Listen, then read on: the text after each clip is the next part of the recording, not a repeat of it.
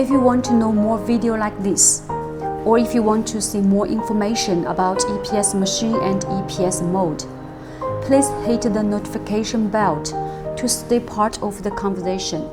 I'll see you next video.